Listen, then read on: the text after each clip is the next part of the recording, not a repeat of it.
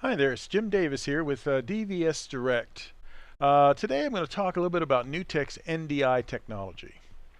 Now NDI stands for Network Device Interface.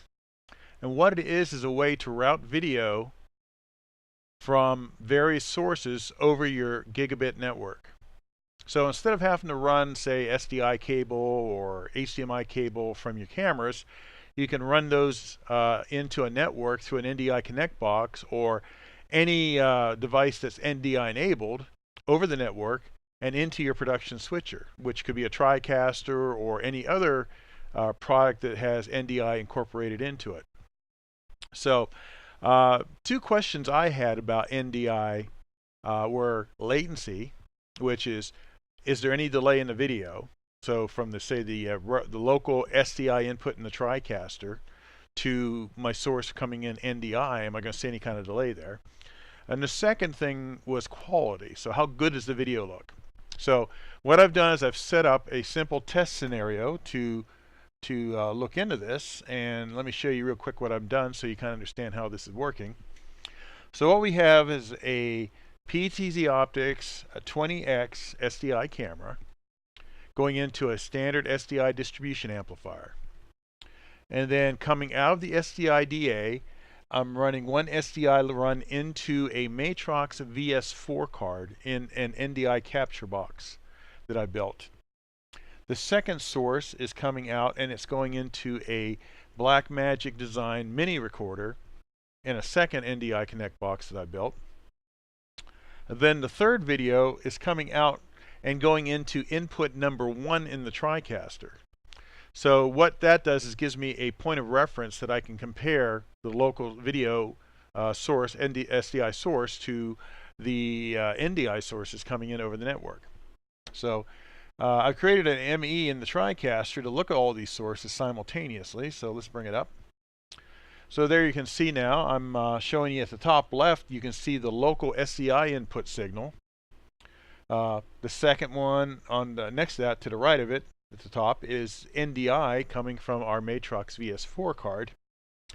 And the third source is at the bottom there, is the Blackmagic Design mini recorder. Now I should point out that these machines are all connected by a standard gigabit network, nothing fancy there, and a standard $39 gigabit switch. So that's all you really need in terms of infrastructure. Let me put a point. What I'm going to do now is I'm going to take this flashlight and I'm just going to put a simple point of reference on the video that we can use now to look at the different sources and see what kind of timing, if any, we have, any issues we have. So let's look at that now. I actually recorded this earlier. So there we go. Now you can see what I'm going to do is I'm going to scrub ahead until the light comes on. There we go.